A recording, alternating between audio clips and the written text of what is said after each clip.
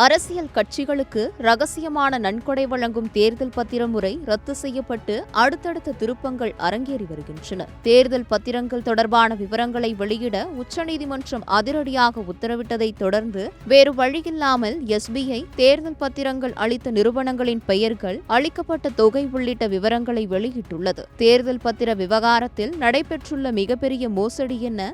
ஒட்டுமொத்த விவகாரத்தில் பாஜக பெருமளவு குற்றவாளியானது எப்படி போன்ற கேள்விகளை மையமாக வைத்து சத்தியம் டிஜிட்டல் குழு மேற்கொண்ட உரையாடல் தற்பொழுது உங்களுக்காக. தேர்தல் பத்திர விவகாரம் ஆரம்பத்துல இருந்தே ஒரு மோசடி, ஊழல் அப்படின்னு நீங்க தொடர்ந்து குரல் கொடுத்துட்டு வரீங்க. இதுல என்ன விஷயம் சார்? எதனால இது இப்படி இருக்கு? தேர்தல் பத்திரம் அப்படிங்கிற அந்த திட்டமே வடிவமைக்கப்பட்ட விதம் எப்படி அப்படின்னு பாத்தீங்கன்னா, அது ஊழலுக்கு வழிவகை செய்வதற்காகவே வடிவமைக்கப்பட்டது அப்படிங்கிறது தான் நம்ம ஆரம்பத்துல இருந்தே சொல்லிட்டு வரோம். காரணம் என்னன்னா, ரகசியமாக நிறுவனங்கள் அரசியல் கட்சிக்கு நன்கொடை கொடுக்கலாம், மக்கள் யாருக்கும் தெரிய தேவையில்லை என்பதன் மூலமாக பல விஷயங்களை மேற்கொண்டாங்க. ஒன்று, அந்த ரகசியத்தன்மையை என்ன பண்ணுதுன்னா, என்ன காரணங்களுக்காக கொடுக்கப்படுகிறது. இப்போ ஒரு பெரிய டெண்டர் கொடுக்கலாம், அதற்காக பணம் கொடுக்கப்படலாம். அப்போ அந்த மாதிரி பல்வேறு விஷயங்கள், ஒருத்தரை இடி ஐடி ரெய்டு பண்ணியிருப்பாங்க, அவங்க மேல் நடவடிக்கை எடுக்காம இருக்கிறதுக்காக பணம் கொடுக்கலாம். அப்போ அந்த மாதிரி குவிட் ப்ரோ கோன்னு சொல்லுவாங்க. இந்த மாதிரி அரசு நடவடிக்கை எடுக்காமல் இருப்பதற்காக, இல்லை ஆளுங்கட்சி நடவடிக்கை எடுக்காமல் இருப்பதற்காக லஞ்சமாக வாங்கக்கூடிய பணத்தை தேர்தல் பத்திரம் மூலமாக வாங்க முடியும் என்பதுதான், அப்படித்தான் வடிவமைச்சிருந்தாங்க. ரெண்டாவது, ஒரு லாபம் பார்க்கக்கூடிய நிறுவனம் தான் டொனேஷன் பண்ணலாம் அப்படிங்கிறத மாற்றி ஒரு நஷ்டம் பார்க்கக்கூடிய கம்பெனி கூட டொனேஷன் பண்ண முடியுங்கிற மாதிரி சட்ட திருத்தங்கள்லாம் செஞ்சாங்க. அப்ப இது எல்லாமே இது ஒரு ஊழலை வழிவகை செய்யும் திட்டமாக வடிவமைக்கப்பட்டது அப்படிங்கறத நம்ம தொடர்ந்து பேசிட்டு வந்தோம். இப்ப நேற்றைய தினம் இந்த தகவல் வெளிவந்திருப்பதும் அதை தெளிவாக காண்பிக்கிறது. 12,000 கோடிக்கு மேல தேர்தல் பத்திரங்களில் கொடுக்கப்பட்டிருக்கிறது. இதுல நீங்க பாத்தீங்கன்னா, பெரும்பாலான அந்த டொனேஷன்ஸ் யார் கொடுத்திருக்கிறாங்க அப்படின்னா, எய்தர் இடி ஐடியால ரெய்டு செய்யப்பட்ட நிறுவனங்களாக இருக்கிறாங்க. இன்னொரு பக்கம் அரசாங்கத்திலிருந்து ஒரு திட்டம், ஒரு மிகப்பெரிய திட்டங்களை செய்த நிறுவனங்களாக இருக்கிறாங்க. அப்போ இந்த தொகைகள் எல்லாம் லஞ்சமாக கொடுக்கப்பட்டதா அப்படிங்கிற ஒரு மிக முக்கியமான கேள்வி இப்பொழுது எழும்பி இருக்கு. பொதுவா பார்க்க போனா லஞ்சம், ஆனா இது சட்டப்பூர்வமா மாத்துறதுக்காகவே கொண்டு வந்த மாதிரி இருக்கு அப்படின்னு சொல்ல வரீங்க. ஆமா, இது இப்ப லஞ்சத்தையே நீங்க சட்டப்பூர்வமாக்கி இருக்கிறாங்க இந்த திட்டத்தின் மூலமாக அப்படிங்கிறது தான் நம்ம தொடர்ந்து சொல்லிட்டு வந்தோம். இன்னைக்கு உச்சநீதிமன்றமும் அதற்கான வாய்ப்புகள், கிக் பேக்ஸ் வருவதற்கான வாய்ப்புகள் இருக்கு இதுல அப்படிங்கறத சொல்லிதான் அவர்கள் இது அன்கான்ஸ்டிடியூஷனல், அவங்க அன்கான்ஸ்டிடியூஷனல் சொல்லும் பொழுது பல விஷயங்கள் சேர்த்து சொன்னாங்க. ஒண்ணு, மக்களுக்கு தெரிந்து கொள்ளக்கூடிய உரிமை இருக்கு. இரண்டாவது, இதன் மூலமாக அவர்கள் லாபம் மட்டுமல்ல, நஷ்டம் பண்ணக்கூடிய கம்பெனி கூட டொனேட் பண்ணலாம் என்பதன் மூலமாக கிக்பேக், லஞ்சம் கொடுப்பதற்கான வாய்ப்பு இந்த திட்டத்தில் அதிகரிக்கப்பட்டிருக்கு அப்படிங்கறத சொல்லியிருக்கிறாங்க. ஸோ இது போன்ற பல காரணங்களை சுட்டிக்காட்டித்தான் இது அன்கான்ஸ்டிடியூஷனல், சட்டவிரோதமானது என்று இதை ரத்து செஞ்சிருக்கிறாங்க உச்சநீதிமன்றம். நீங்க சொன்ன மாதிரி இடி ரைட்ல சிக்கினவங்க, ஐடி ரைட்ல சிக்கினவங்க, அதுக்கப்புறம் இல்ல அரசாங்கத்துக்கிட்ட இருந்து ஒரு பெரிய லாபம் அடையிற திட்டத்தை பெற்றவங்க, இவங்களாம் தான் தேர்தல் பத்திரத்தை அதிக அளவுல நன்கொடையா கொடுத்துருக்காங்க. இந்த பட்டியலை எஸ்பிஐ வெளியிட்டதுனால இப்ப யாருக்கு பாதிப்பு ஏற்பட போகுது? இந்த பட்டியல் வெளியிட்டதுல வெளிப்படைத்தன்மை இருக்கா சார்? இல்ல, இந்த பட்டியல் வெளியிட்டதுல ஆரம்பத்துல இருந்து நம்ம என்ன சொல்லிட்டு வரோம், அந்த ஆணை வந்ததுல இருந்து என்ன, யுனிக் ஐடி ஒண்ணு இருக்கு. அந்த யுனிக் ஐடி இருந்தா தான் எந்த நிறுவனம் எந்த கட்சிக்கு கொடுத்தாங்கன்னு நம்மளால மேட்ச் பண்ண முடியும். அதனால அதை உடனடியாக கொடுக்கணும்னு சொல்லியிருக்கிறோம். இப்போ இன்றைய தினம் உச்சநீதிமன்றம் மீண்டும் எஸ்பிஐ ஏன் நீங்க அந்த யுனிக் ஐடியை கொடுக்கல அப்படின்னு சொல்லி, ஏன் இவ்வளவு பாதியா தான் கொடுத்துருக்கிறீங்க அப்படின்னு சொல்லி அவங்க காட்டமா கேட்டிருக்கிறாங்க. எஸ்பிஐஎம் பதில் சொல்ல சொல்லியிருக்கிறாங்க. ஸோ அதனால அந்த தகவலும் உடனடியாக பெற்று தரப்பட வேண்டும் வரும் வாரத்திலேயே. இருக்கிற டேட்டாவை வச்சு பார்க்கும் பொழுது பாதிக்கு மேல பணம், 12,000 கோடிக்கு மேல இருக்கக்கூடிய பணத்துல பாதிக்கு மேல 6,000 கோடி ரூபாய்க்கு மேல மத்தியில ஆளக்கூடிய பாஜக தான் வாங்கியிருக்கிறாங்க. அவர்கள் தான் மிகப்பெரிய அளவுல இந்த தேர்தல் பத்திரத்தின் அவங்க என வடிவமைத்ததே அவர்கள் தான். அதன் மூலமாக மிகப்பெரிய அளவுல பெனிஃபிட் அடைந்தவர்களும் பாத்தீங்க அப்படின்னு சொன்னா மத்தியில ஆளக்கூடிய பாஜகவாக தான் இருக்கிறது.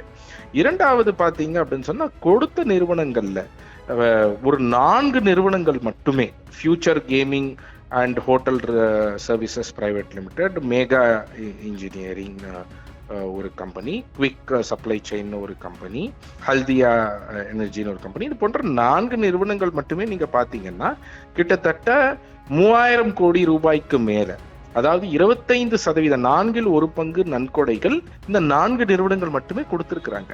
அப்போ இது எந்த காட்டுதுன்னா ஒரு குரோனி கேபிட்டலிசம் எப்படி நடக்குது நாட்டுல.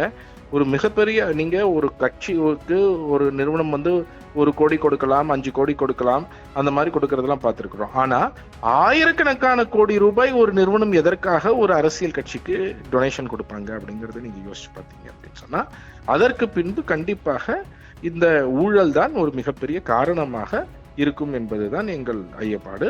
இந்த மேட்சிங் டேட்டாவும் வந்துருச்சு அப்படின்னு சொன்னா தெளிவாக யார் யாருக்கு கொடுத்திருக்கிறாங்க அப்படிங்கிறதும் வெளிப்படையாக வரும். கண்டிப்பாக கொண்டு வரலாம். ஏனென்றால் அதுல என்ன விதமான பெனிஃபிட் போயிருக்கு. உதாரணத்திற்கு பாத்தீங்கன்னா, முதல்ல ஃபியூச்சர் கேமிங் அப்படிங்கிற ஒரு நிறுவனம் இருக்கு. இதை யார் யாருக்கெல்லாம் கொடுத்திருக்கிறாங்கிறது வர வேண்டியது இருக்கு. ஆனால் இந்த நிறுவனம் 2019 2024 பல முறை இடி மற்றும் ஐடிகளால் அவர்கள் ரெய்டு செய்யப்பட்டிருக்கிறார்கள். அவர்கள் மீது நடவடிக்கை எடுக்கப்பட்டிருக்கிறது. 400 கோடி ரூபாய்க்கு மேல அவர்கள் சொத்து முடக்கப்பட்டிருக்கிறது. ஒரு பக்கம் அது நடந்து கொண்டிருக்கிறது. பேரலா இன்னொரு பக்கம் அவர்கள் 1368 கோடி ரூபாய் டொனேஷன் கொடுத்திருக்கிறாங்க. இதுல நீங்க பாத்தீங்கன்னா பாதிக்கு பாதி தொகை அவர்கள் கொடுத்த டொனேஷன் ஒரே வருட காலத்தில் அக்டோபர் 2021 முதல் அக்டோபர் 2022 பாதிக்கு பாதி தொகை அதுல டொனேஷன் அவங்க கொடுத்திருக்கிறாங்க அப்படிங்கிறது தெரியுது. சோ அந்த காலகட்டத்துல தான் இடி அட்டாச்சும் பண்ணியிருக்கிறாங்க அவங்களுடைய சொத்துக்களை. சோ இது எல்லாம் பல கேள்விகளை எழுப்பி இருக்கு அப்படின்னு நான் நினைக்கிறேன்.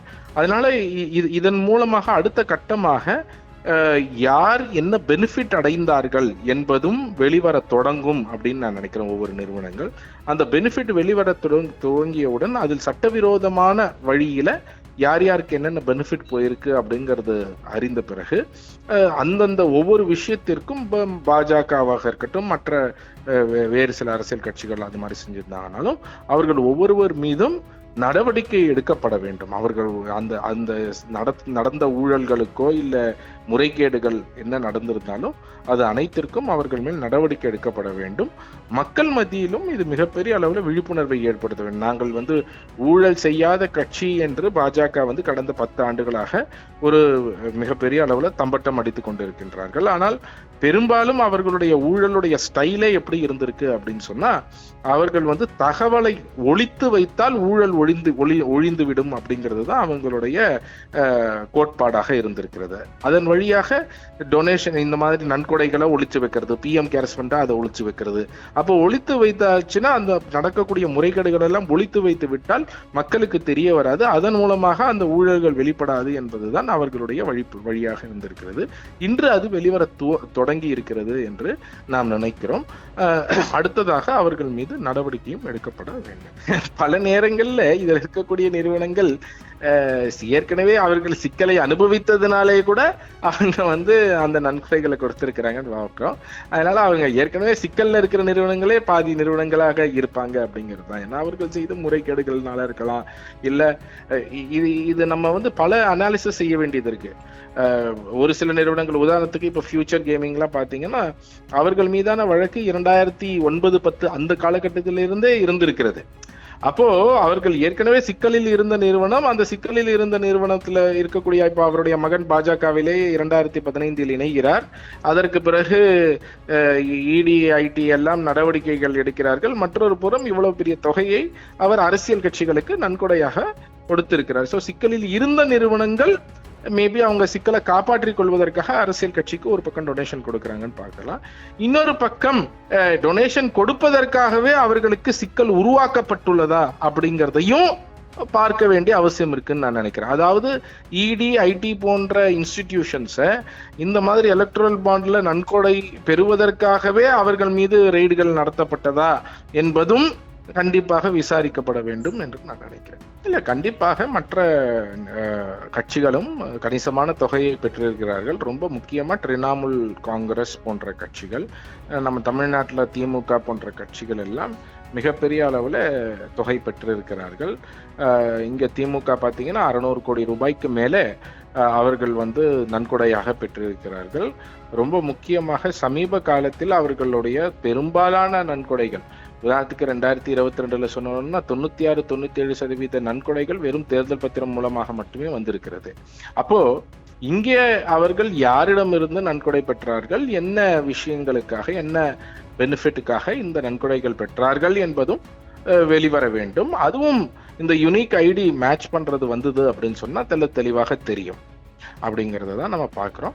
ஸோ அதனால இந்த திட்டத்தை பாஜக கொண்டு வந்தது அவர்கள் மோசடி செய்வதற்காக கொண்டு வந்தார்கள். அவர்கள் மிகப்பெரிய அளவில் அதனால் பயனும் அடைந்தார்கள். ஆனால் அதையே பயன்படுத்தி மற்ற எதிர்க்கட்சிகளும் மிகப்பெரிய அளவில் அதை எதிர்த்து போராடாமல் அவர்களும் என்ன பண்ணியிருக்கிறாங்க அப்படின்னா, நிறைய கட்சிகள் அதுல பெனிஃபிட் ஆக முடியும், நம்மளும் பெனிஃபிட் ஆக முடியும்னு பார்த்து பல கட்சிகள் இதுல நன்கொடை பெற்றிருக்கிறதை பார்க்க முடிகிறது. மற்றொரு புறம் நம்ம சிபிஐஎம் போன்ற கட்சி எங்களுக்கு தேர்தல் பத்திரத்தில் நாங்கள் நன்கொடை வாங்க மாட்டோம் என்று சொல்லி இருக்கிறார்கள். அது பாராட்டுக்குரியது. இன்ஃபேக்ட் அவங்க கேஸ்லயுமே ஒன் ஆஃப் த பெட்டிஷனரா போய் ஃபைட் பண்ணியிருக்கிறாங்க அப்படிங்கிறதையும் நம்ம பார்க்க வேண்டிய அவசியம் இருக்குன்னு நான் நினைக்கிறேன். இந்த தேர்தல் பத்திர பட்டியல் விவகாரம் இது 2024 தேர்தலில் எந்த வகையான எதிரொலி ஏற்படுத்தும் சார்? இது கண்டிப்பாக ஒரு எதிரொலியை ஏற்படுத்தும். பாஜகவுக்கு நீங்கள் என்ன ஊழல் செய்தார்கள் என்று சொல்லுங்கள் அப்படின்னு சொல்லி இவ்வளவு நல்லா பல முறை கேட்டு வந்த வகையில இந்த கடந்த சில ஆண்டுகள்ல நடந்திருக்கக்கூடிய அனைத்து ஊழல்களை விட மிகப்பெரிய ஊழலாக இன்று தேர்தல் பத்திரம் என்பது கண்முன்னே இருக்கிறது அப்படின்னு நான் நினைக்கிறேன். அதனால மத்தியில் ஆளக்கூடிய பாரதிய ஜனதா கட்சிக்கு தேர்தல் பத்திர ஊழல் என்பது ஒரு மிகப்பெரிய சிக்கலாக அமையும் என்று நான் நினைக்கிறேன். ஓகே சார், நேரத்தை ஒதுக்கி பல கருத்துக்களை பகிர்ந்ததுக்கு ரொம்ப நன்றி சார். நன்றி. விறுவிறுப்பான அரசியல் திருப்பங்கள் மற்றும் பல தகவல்களை தெரிந்து கொள்ள சத்தியம் டிஜிட்டலுடன் இணைந்திருங்கள்.